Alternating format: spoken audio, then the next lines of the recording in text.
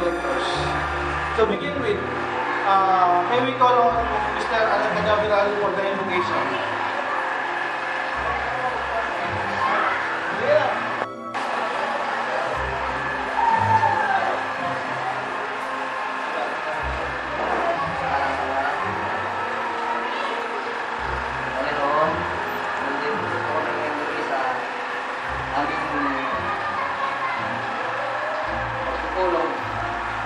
Sana po gabayan nyo lang sa gawain natin kayo. Sana po, bigyan nyo po kami ng lakas. At para matagdalan namin ng mga pagpunay na bibigay sa atin kayo.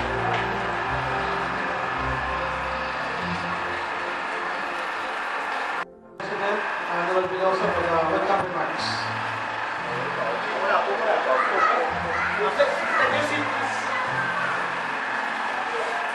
Magandang gabi sa lahat na dumalo, sa mga kapwa ko officers, sa mga asawa, sa mga kabuhay ng pamilya at lalong-lalo na sa panahon na ibinigay ni Ka-Efren Luna sa atin.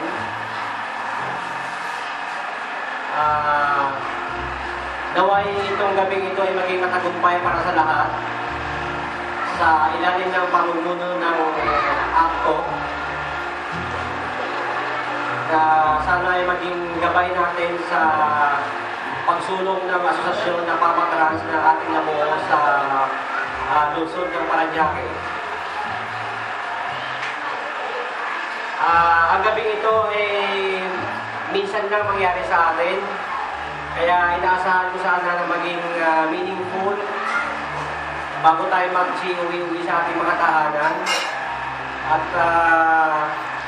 bago ko makalimutan, gusto ko bigyan ng malaking pagpupugay si Ka-Efren Luna, 10 ng kanyang mga kasamahan sa panahon na inukol niya.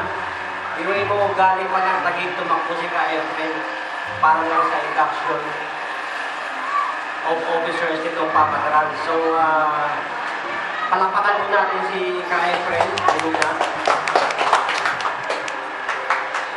Si Ka-Efren Luna po kasi, ito ang taong nilapitan ng grupo nung kami ay naloko doon sa prangkisa namin sa GT Express. At sa tulong ni Ka-Efren Luna, nabigyan po tayo ng prangkisa. Kaya ito po ay isang malaking bagay na naging bahagi si Ka-Efren Luna sa grupo natin, at ang grupo natin naman ay naging bahagi rin ng ACTO. So, siguro hindi ko na patatagalin pa yung message ko, basta masasabi ko na lang, maraming salamat ACTO sa pamumuno ni Ka-Efren Luna sa lahat po ng idinulong niya sa grupo ng Pamatrans at sa lahat ng miyembro. Maraming salamat po. To call the Chairman of the Board, Mr. Levi Lino, to present the officers and Board of Directors. Pag tinawag ang pangalan niyo, please stand.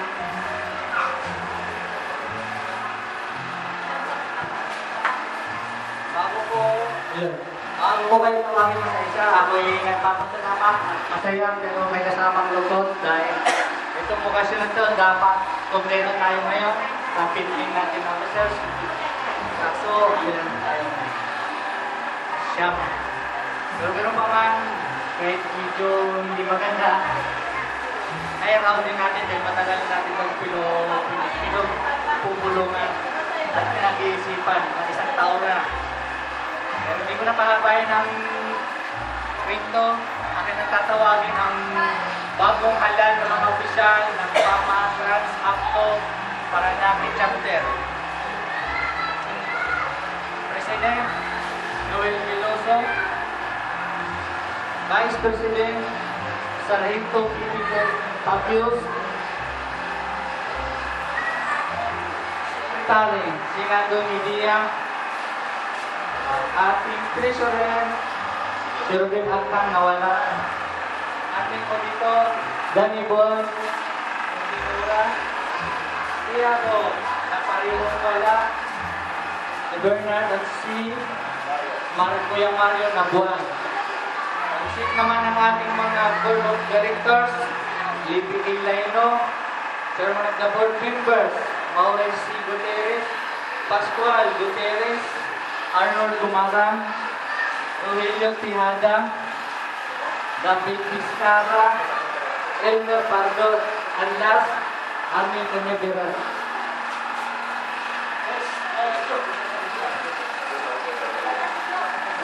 We would like to request the attention of our speaker, Captain Luna, to induct the officers.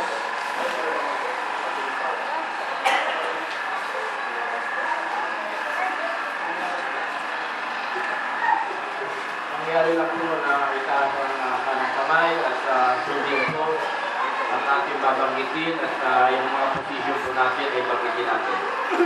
Ako si Tito Tabios, nahihirang ng katungkulang bilang nahihirang na nakatungkulang bilang Vice President at pamantras ng Alliance of Concerned Transport Organization ng Pamatrans sa Alliance of Concerned Transport Organization ay sa intim na nanumpa at tutuparin ang isang kakatuparan ko ng buong husay at kapakatan ng abot ng aking makakaya. Ang mga patakaran at alituntunin ng akto pamangras na aking itataguyod at ipagtatanggol ang saligang batas ng Republika ng Pilipinas. At kusa kong babalikatin ang pananagutan ito nang walang anumang pasubalik o hangaring umiwas. Kasiyahan nawa ako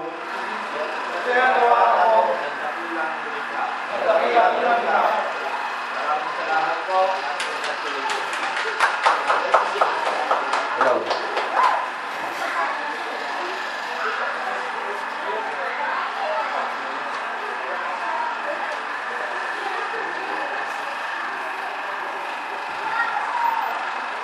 Thank you very much. Thank you, sir, please. Of Parañaque, Manila Operators Drivers Transport Service Association Incorporated, Pamatrans, and also a member of our organization, ACTO. This party certifies that he has taken the oath under ACTO's bylaws, and thereby ordering him to follow our organization mission and vision and the law of the Republic of the Philippines, given this 20th day of the month of May 2011 in Quezon City. Signed, Efren De Luna, Chairman, National President, ACTO. And please receive your certification from ACTO.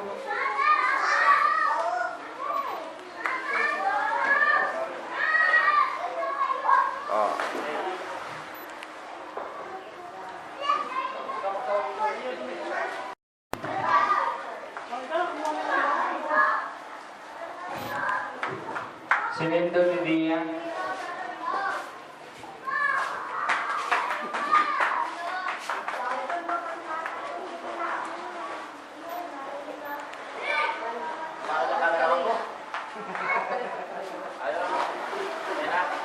Mr. Danny Boy Montinora, Auditor.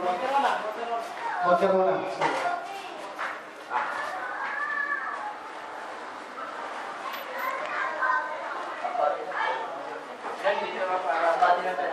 Mr. Levi Laino, Chairman of the Board.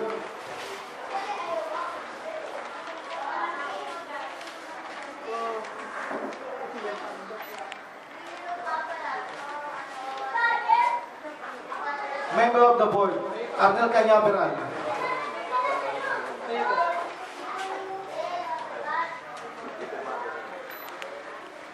Firma pa yan. Pascual Gutierrez. Firma pa. Arnold Gumarang.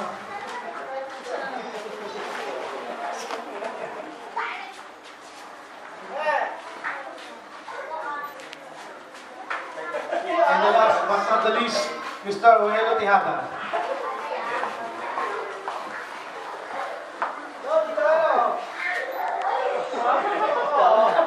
Isang masigagong palakpakan sa mga opportunity. And visitors in this occasion, may we call on the Secretary of the Pamatrans, Mr. Senado Nevea, for the introduction of our guest of honor and speaker.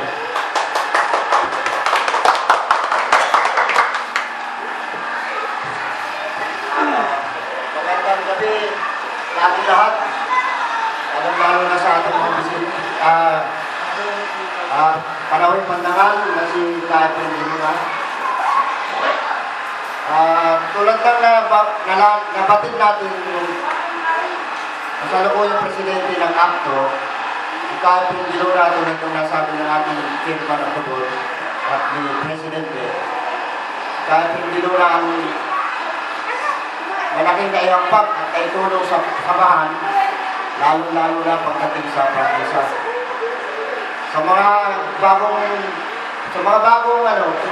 sabi ng samahan na hindi o kaya bukod pa doon sa napansagang magdalo, Catherine Diluna ay malaking kaihampak sa atin bilang isang puno ng samahan. Catherine Diluna, bagong pagsasaliksik, ay pinanganak noong September 6, kung natin sa Pilipinas. September 6, 19... Bilang puno ng ACTO, si Catherine ay maraming natulungan hindi lang sa Pilipinas, hindi lang sa Maynila, at maging sa buong Pilipinas, magmula sa Luzon, sa Bisaya, hanggang Mindanao. Maluwag ko yung pinapakilala ko, bagamat hindi masyado nakapaganda ang biglaan ito okasyon natin. Malugod ko yung pinakikilala sa inyo si Catherine Diluna bilang sa ating tag-indak sa samahan. Kalugod-lugod na Inato ko sa inyo si Catherine Diluna, National President ng ACTO Nationwide.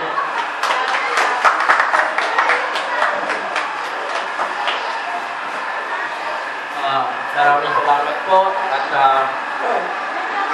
bago po sana ako magsimula ay gusto ko po sana tawagin ulit yung mga bagong officer. Noel Velasco bilang President, Pepito Gavios ng Vice President, Fernando Nedia, Secretary, Rodel Agtum, Treasurer, Audito, Danny Boy, Monterana,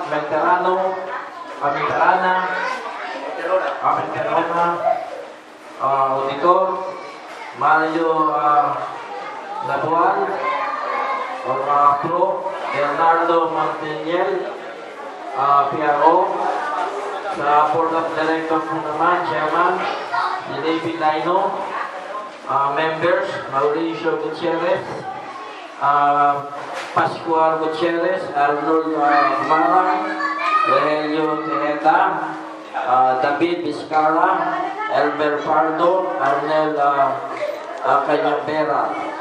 Sa inyo po sana ay pinagkatiwala po sa atin lahat ng ating mga kasapi ang bilang panunungkulan at tayo po ay nahalal at umaasa po ako na kayo po ay magkakaisa at bilang mga ibinigay po sa inyong pagtungkulan ay dapat ay magampanan natin at magtulong-tulong. Hindi po kaya ng isa lamang yan. Ganun lang po, umupo na po tayo. Labis po akong nagpapasalamat sa inyong samahan dahil sa nakikita ko po na sinimula ninyo na kayo ay nagsama-sama at nagkakaisa at panatilihin po sana ninyo na kayo ay dumami pa At hanggang dumadami kayo, lumalakas ang pwersa natin. At pagka kayo po ay nagkakaisa, ay huwag po sana tayo magturuan ng kanya-kanyang mga trabaho. Kung medyo busy si Presidente, nandiyan po ang Vice President, at lahat po naman tayo ay kailangan ay magdamayan. Hindi po yung porkit Presidente o Vice President o Secretary ay iaasa na lang natin lahat ng kanilang binigay na katungkulan. Kundi may karapatan po tayo na kumatawan sa bawat isa sa atin.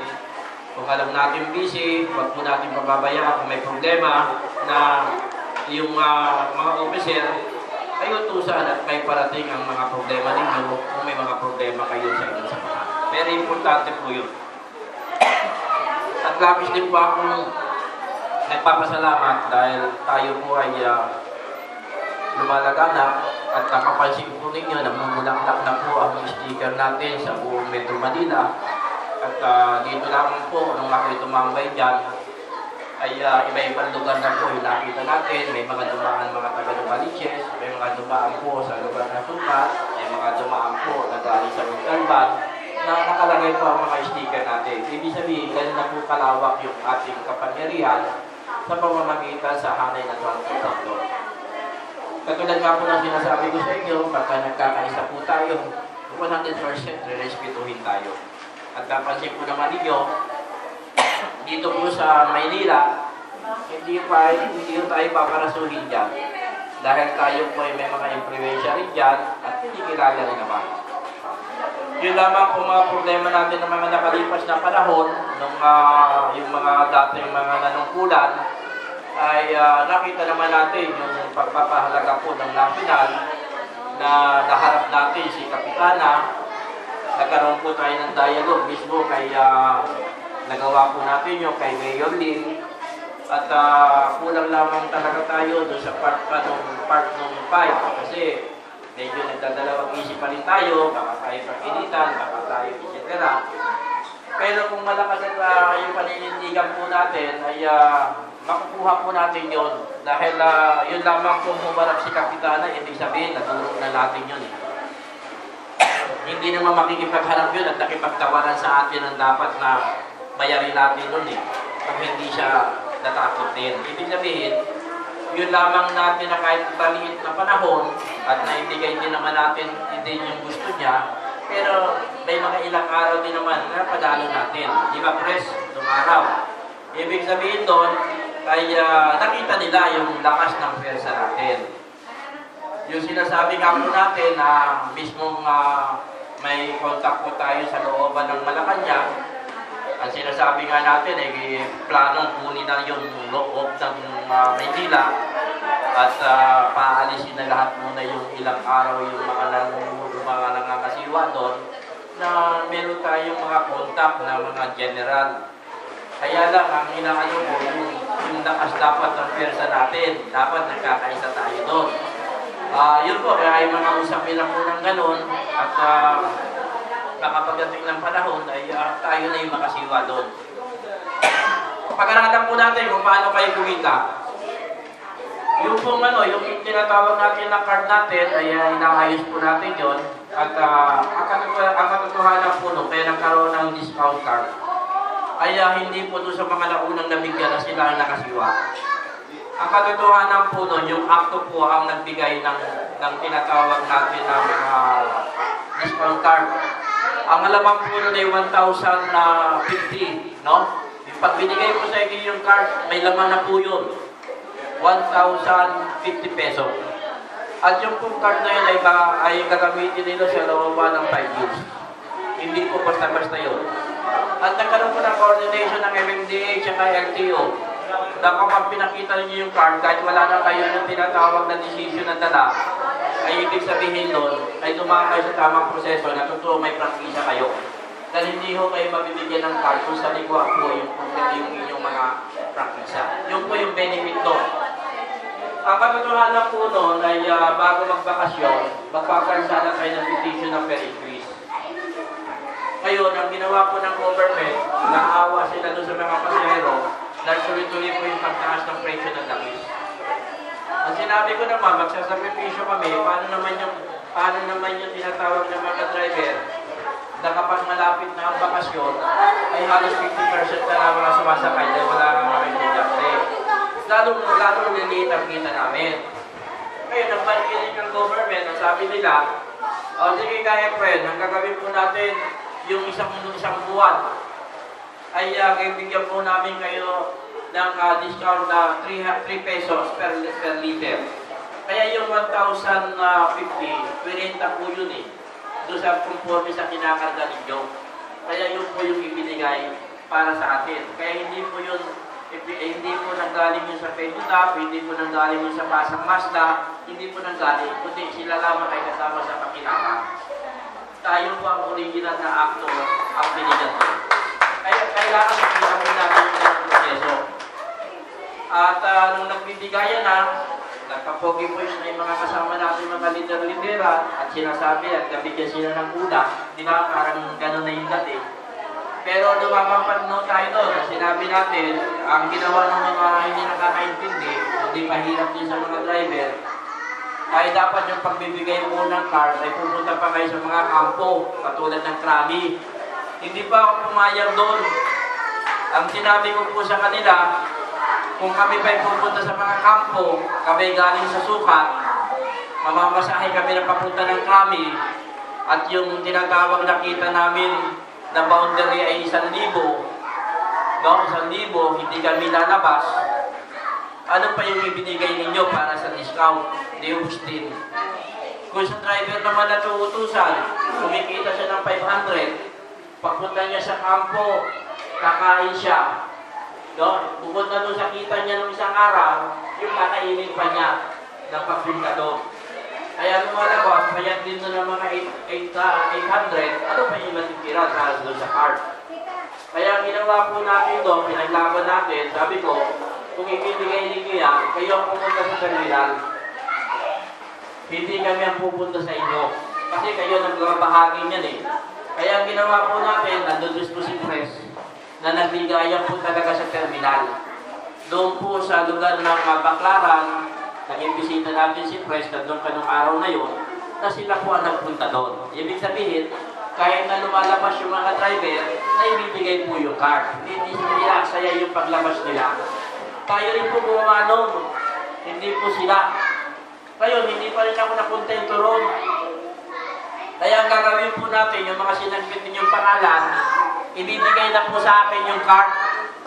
At kami na ang magbibigay sa inyo. Bahala na sa mga presidente ninyo na sila mismo mag-aabot.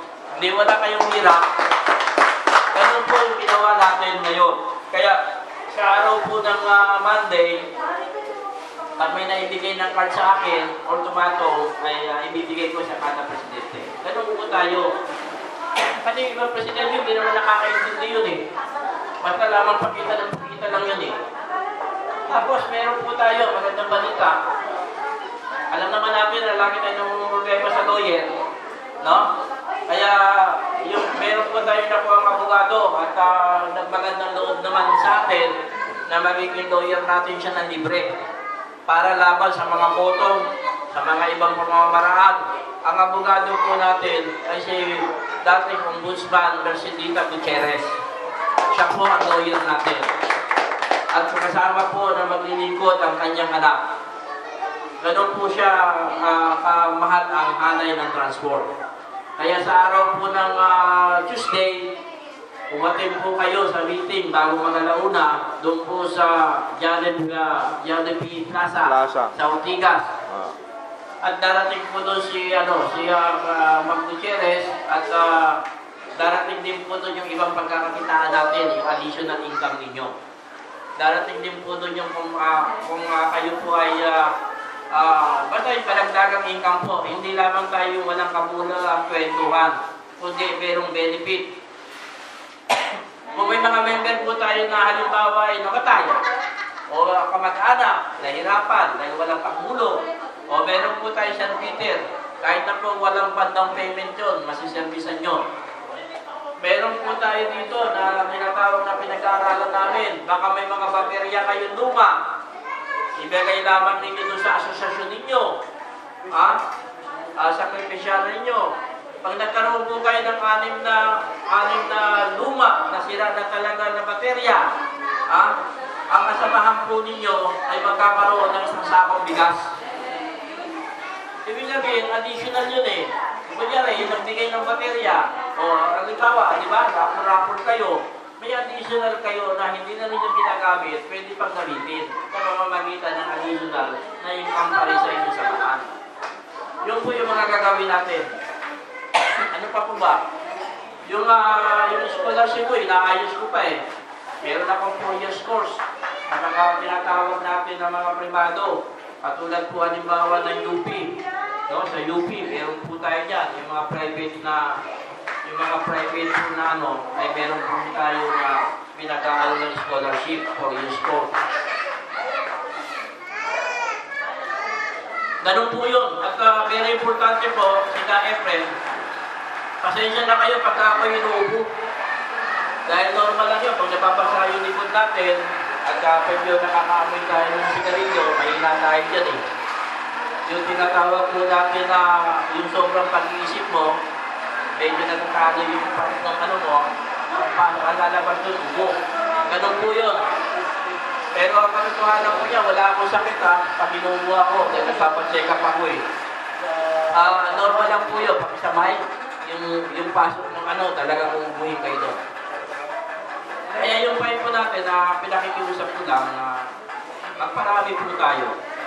At hanggang dumadami tayo, hindi naman nakakahiya. Yung pong mga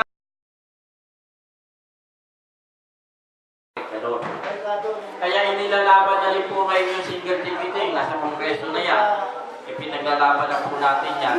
Kaya nga po natin si Ombudsman Gutierrez, medyo hustler siya sa ganang mga legal.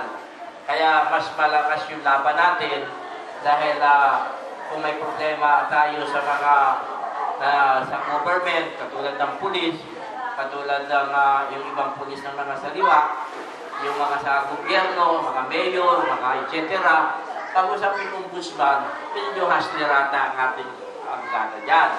At dati galing pa yun sa Court of Appeal na may katungkulan din na hindi basta-basta pag nakita ng abogado natin ay si Mercedita Gutierrez. Kaya tuloy-tuloy po ang paggawa natin ng pagtulong at paghahanap ng inyong karagdagang kita. Kaya inaangayahan ko rin po kayo sa Martes na makapagpunta kayo at makabuluhan nyo pare. Yung mga walang labas, kami yung representative, kasi nakakatulong yun eh, hindi makakapinsala yun. No? Magkano tayo, kahit hindi pwede si Pres, hindi pwede isa sa inyo, maghanap kayo ng kapalit ninyo kahit na member. O hindi kayo opisyalis na walang labas, yun ang dalhin ninyo. Hindi naman kailangan na lahat malamang ng panahon ay kayo eh. Kundi, ibigay din ninyo ang karapatan na kayo ang sinarang mga representative kung hindi kayo obra. Importante ay nakarating yung kinatawa ninyo at naipaparating talaga ang problema na makabuluhan. Ganun na lang po at inulit ko, binabati ko po lahat ng mga bagong opisyal at presidente at magkaisa tayo at magsama-sama. Pagpalain po tayo ng buong kapal.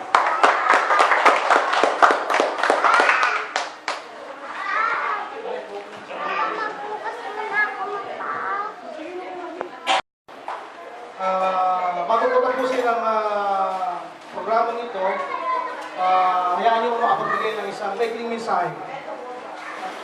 Nasa salitang English na pero itasasabi sa Tagalog.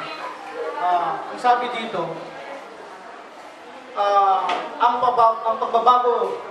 pagbabago ay hindi natin dapat aasahan sa ibang tao o sa anumang panahon. Dahil tayo ang naghaharap ng pagbabago, tayo ang magkakaroon ng pagbabago at tayo ang makakagawa ng pagbabago. Magandang gabi sa inyo lahat.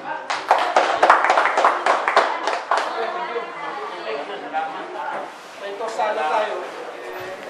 Oh, yun po eh.